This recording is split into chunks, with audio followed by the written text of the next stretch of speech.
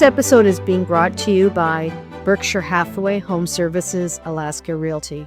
Whether you're investing in residential, buying or selling commercial properties anywhere in the state of Alaska, we're here to assist. To reach us, you can contact me at Lottie at LottieMichael.com or my cell phone, 907-242-7603. And for comments or questions about residential properties, reach out to Connie Yoshimura at 907-229-2703, 229-2703. This is Alaska Real Estate Insider, and today we have a special insider guest, Lottie Michael. And many of you have asked to tell us a little bit more about who we are, where we came from, and how we ended up in real estate. So this is going to be Lottie Michael's story. So, Lottie, here you go. Okay, so I was raised here in Anchorage, been here pretty much all my life. Spent, 10 years in the San Francisco Bay Area, practiced with Grubb & Ellis and TRI on Corey International. But other than that, I've been in Alaska for my entire career. Were you born here? No, I wasn't born in the state, but they moved up when I was an infant. And got into real estate. I took the exams and all of that good stuff about 6 months before I was old enough to actually get the license. So I was the youngest person to ever have a license at the time. I don't think I'm still the youngest, but that's okay. I might be the oldest. But now are you the oldest, right? Yeah. Because people ask you all the time how long you've been in business. And you had that great party. Your partner, Mike James, gave you a great party over at Serrano's for your 50 years in real estate. That was 5 years ago. Yeah, but let's go back and start at the beginning. So in the beginning, I decided that I was going to take a career in real estate. And that was because I'm Lebanese, and genetically, I was born to sell something. I was always selling something. I bought my first house when I was 18, saved up money from selling Christmas cards, going door to door when I was a child. Just saved the money every summer since I was about 8 or 9. And then when I was 18, I bought a house downtown. Still owned it up until about 5 or 6 years ago. Anyway, so I started selling houses. A lot of people get into real estate, commercial real estate, through that method. You start selling houses and then you sell a duplex, and then someone wants to buy a fourplex, and you kind of gradually move into it. Others jump right into commercial, but how I got into it was through residential. So how did that work? That happened. So I was selling duplexes now and again, and fourplexes and small apartment buildings. And some clients said they were ready to buy. They wanted to buy a duplex. And I couldn't find a good duplex, but I knew a gentleman by the name of Louis Gravilovich. This was in the early 70s. Louis was one of the developers for Castle Heights, College Gate, several of those East Anchorage subdivisions. He and his wife weren't builders, they were just real estate developers. And he always, or most often, put in apartment buildings at the entrance to his single-family residential developments. So I called Louis, knew him all my life, and he said, come on over, let's talk about it. So he had 32 units in Town East, which was obviously another subdivision he developed. Those were beautiful units. There were 4 buildings, 8 units per building, and each unit had 3 bedrooms and 2 baths.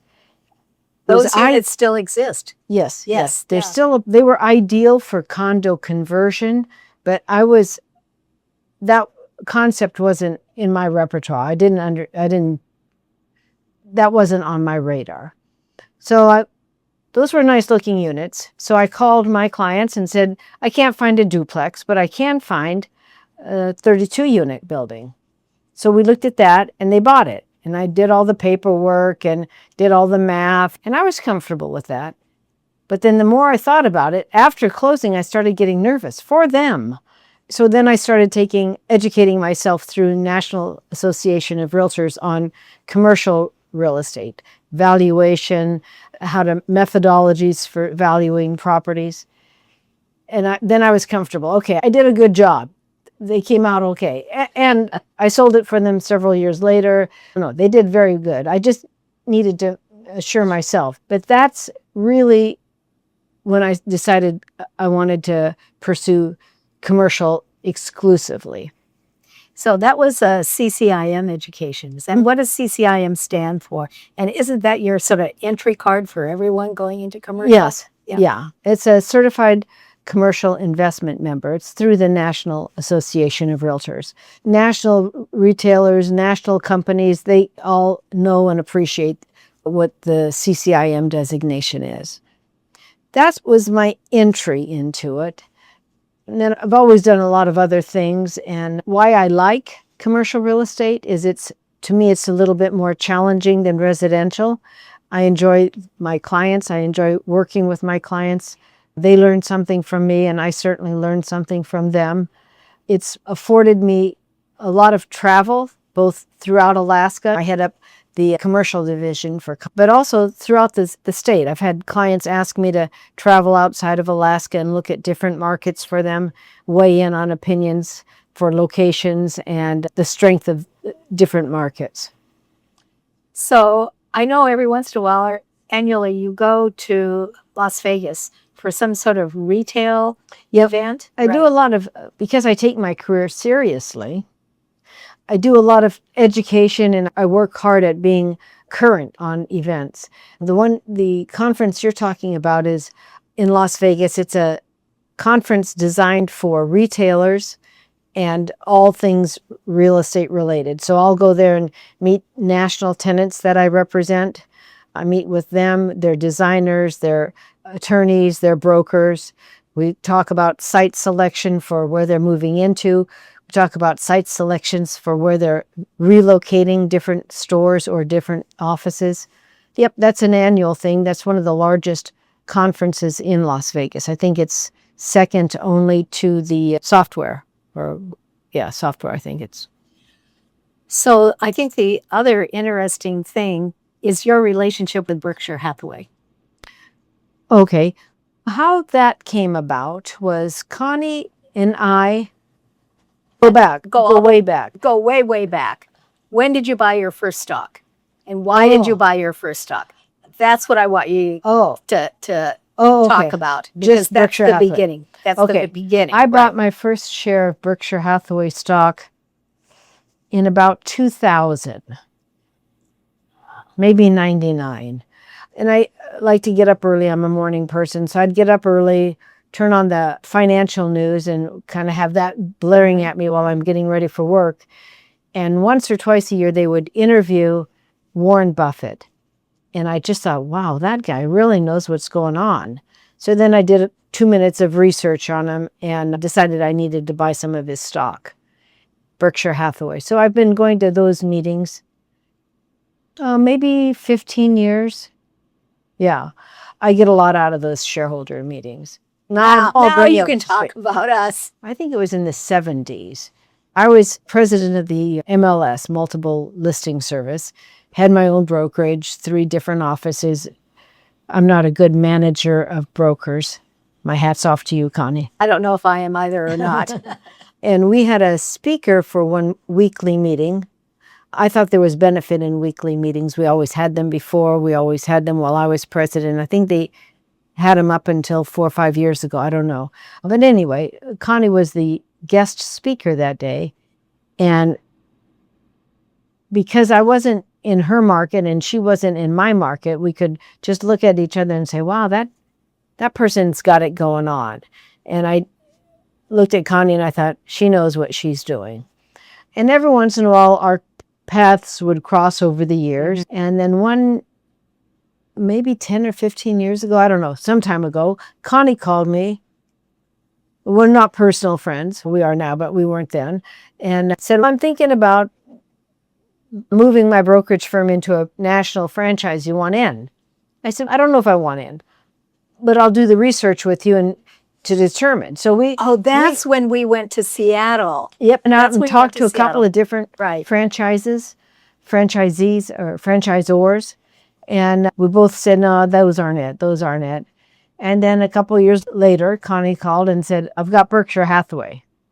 And I said, okay, I've got my hands full right now because by then I was always doing brokerage, always did brokerage, but then you do other things in addition.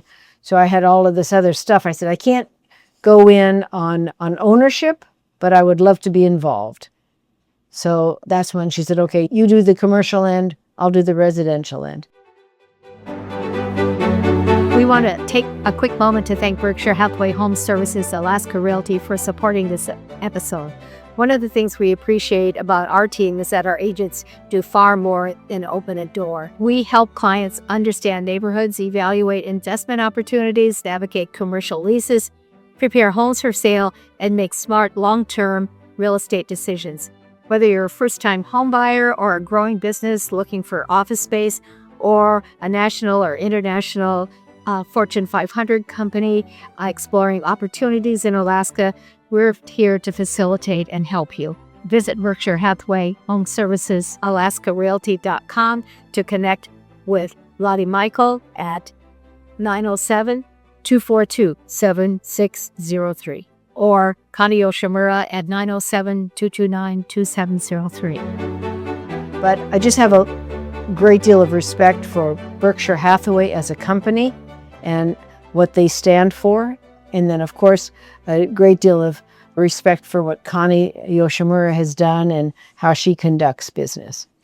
I really appreciate that, Lottie, and it's a mutual admiration society. And you all can get in. And what I tell people, I know just enough about commercial to mess up my own lease. Yeah. You know? So I think I try to stay in my own lane and you stay in your own lane. And sometimes the good thing about having commercial and residential is there really is a synergy between the two, right? Because a commercial client has a residential need. And when I am doing something residentially, people end up always talking about what's going on with commercial. I say, well, I haven't a clue. But you got it. I know someone that does. Yeah. So it has a synergy to it. Yeah. And I really appreciate that. I have one other thing to ask you. You have a name that's very well known, and it's unusual to have a first name and a last name together because you have a Michael and you have a Lottie. So how did all that happen? I'm first generation Lebanese, and when the family immigrates from Lebanon back then, the people at whatever port you were entering, New York or Montreal or whatever it was, typically they couldn't pronounce the name. So they would say, well, what's your father's name? It was Joseph or Thomas or John. So oftentimes when you see the surname as a male first name, they're Lebanese because the intake person at the desk at the boat, when they were coming off and coming into this country, they couldn't spell the last name. So that's why Don Thomas or who's that? Thomas, whatever, the comedian, movie star, whatever. They're all Lebanese guys with men's first names for their last name. So that's why I have a Michael for a last name. And you've been really carrying your heritage with a lot of respect and admiration. And every year you have a Lebanese feast. So you just had one. I think it was the best one ever. It really was. So tell us about the Lebanese feast. And you do all the cooking, right? Yep, I take a couple days off, and I do all the cooking. What do you cook? I cook baba ganoush and hummus and tabbouleh and fatiris and grape leaves. I only recognize hummus, so tell me about some of those others. Baba ganoush is hummus, but it's not it's eggplant rather than chichi beans or garbanzo beans. I think everyone knows a tabbouleh. It's a cracked wheat dinner or a salad. Oh, and then there's kibbe, which is like a meatloaf, a Lebanese meatloaf. And you serve it either cooked or raw, nai, and then, or both, serve it both ways. And then there's fatiris, which are like little popovers with greens inside of them. Typically, I go out to the valley and get chickweed from organic farms, so they're not full of pesticides or anything. This year I didn't have time to do that, so this year the fatiris were stuffed with spinach and kale, but they were delicious. And then I have two. I had several. Yeah. 3, I think. Yeah. Yeah, they're good. And then I have 2 friends that handle barbecuing the chicken legs and the lamb legs. So, yeah, it's a feast. So one thing I saw there, so thank you for inviting me, they were squeezing lemon on the chicken legs. That's the secret. Is that a Lebanese thing, or is Yeah. that just something that you picked up That's a- somewhere in a cookbook? No. Nope, that's a Lebanese thing. It makes all the difference in the world. Yeah. Yeah. It's good stuff. Yeah. So this year, it wasn't the largest feast in number of people because the fish were running, but I think it was the most fun. It was. Let's see, I think I counted about 150 people. Last year was about 220, 225 people. So it's a big deal. Yeah, it is a big deal. And you cook all of it. I cook all of it. That's absolutely amazing. Do you do Yeah. other cooking as well, or is I that hate it? cooking. I'm not a cook. But once a year I cook. But once a year you cook. Yeah. All right. What other advice would you give to people about your own story? Because you've accomplished so much. I used to, because I end up mentoring both intentionally and unintentionally people, especially with brokerage. And what I say to them, and whether they want to hear it or not, is as soon as you start treating this career as a career, treat it with respect that a career deserves, you'll be paid and compensated accordingly. But if you think you're going to name your own hours and pop in, and it doesn't work that way. So that would be my advice.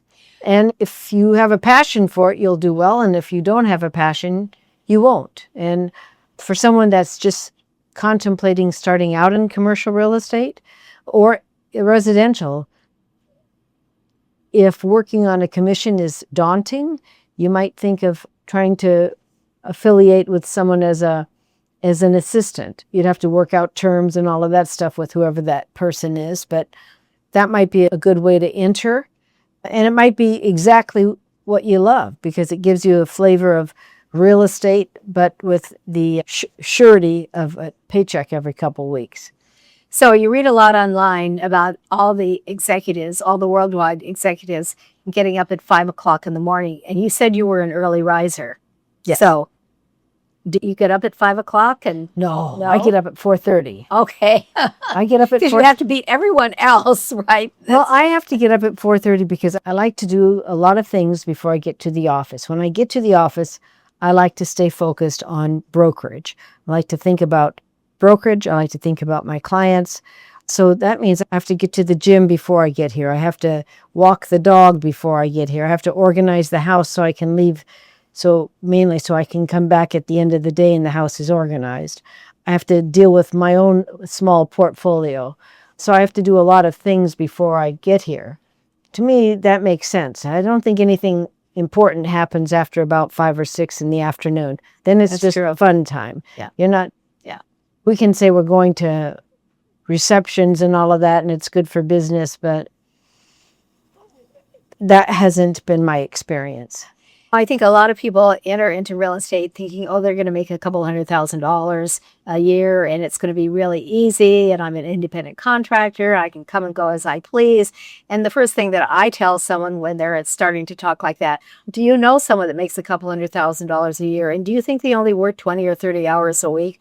I don't think so. Yeah, you're not going to make that sort of income unless you're willing to spend 50 or 60 hours a week in today's, at least. Because truly, maybe I don't work 7 days a week, but it would be easy for me to say I do because every day I'm doing something. I might not work 8 hours on a Saturday or a Sunday, but Saturday and Sunday I'm still putting in hours. Yep. When I leave town, I take my laptop with me. And I will tell you, when I leave town, I don't take my laptop with me, but I have had my phone threatened to throw in the ocean. Yeah. Because it seems like in residential real estate, there's always something going on. Yep. Always, all the time.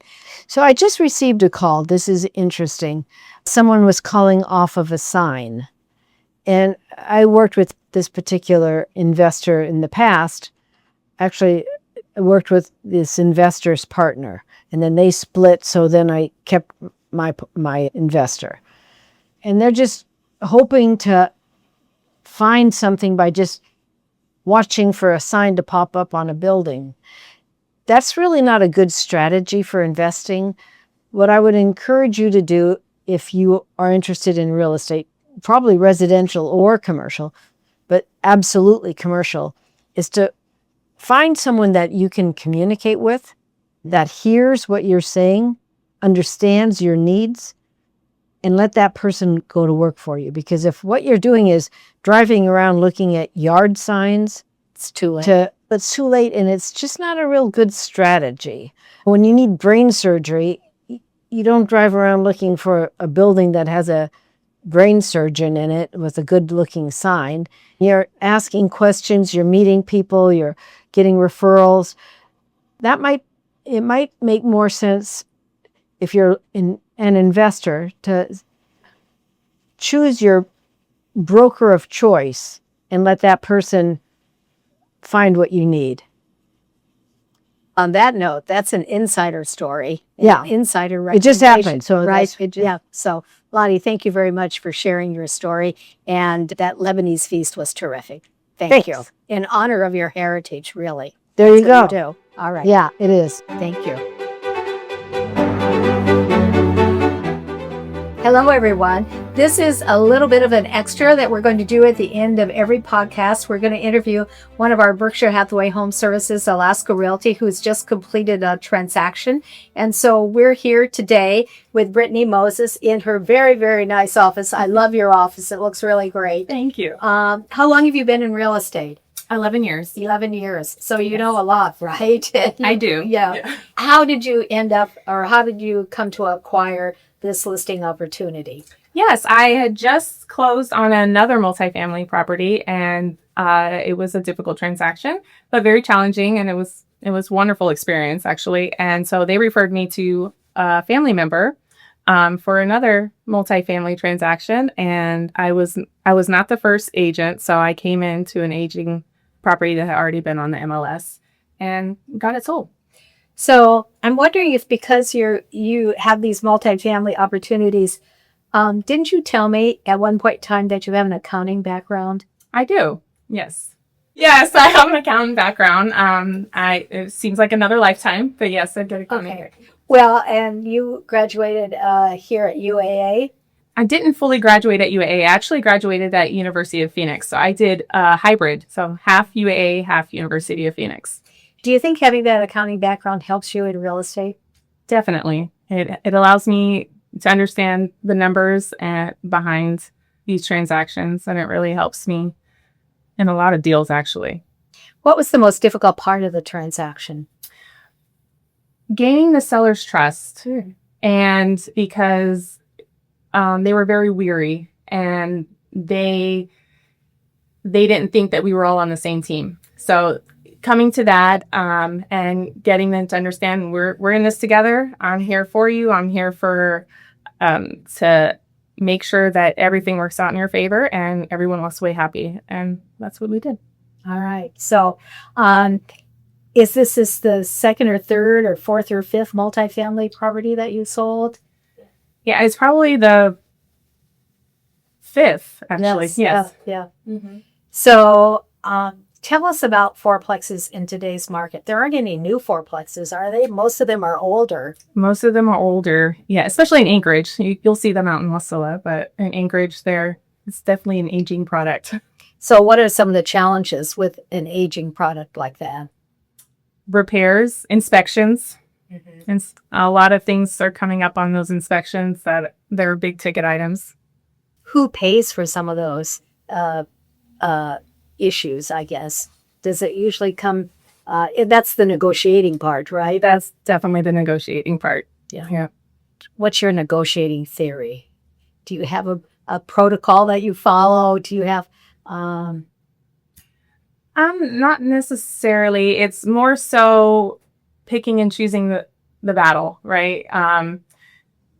You're either going with the cost up front or the seller doing the repair, coming down more so with credits so that the buyer can do their own repairs and everyone can be happy, because typically people have a different idea of how something should be repaired and the quality of work. So it's better to put it on the buyer side. Correct. To give an allowance or a cost benefit or closing costs and let the buyer do those repairs, because then he's going to be satisfied with them. He's the one that's going to have selected the contractor to do the work.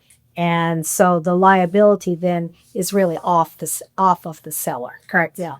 Okay.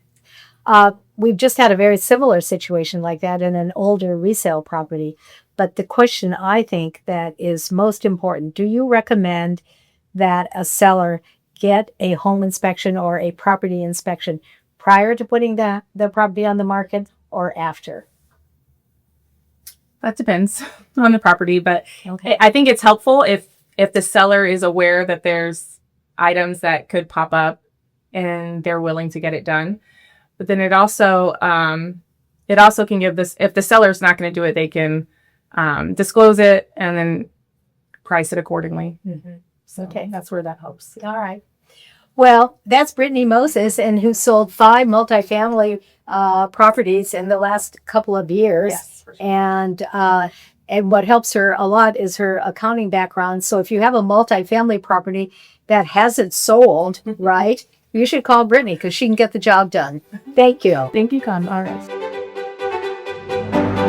Thanks again to Berkshire Hathaway Home Services Alaska Realty for sponsoring this episode. If you're thinking about buying, selling, or investing in the great state of Alaska, be sure to contact us. Connie Yoshimura at 907-229-273, or for commercial activity, Lottie Michael, CCIM at 907-242-7603.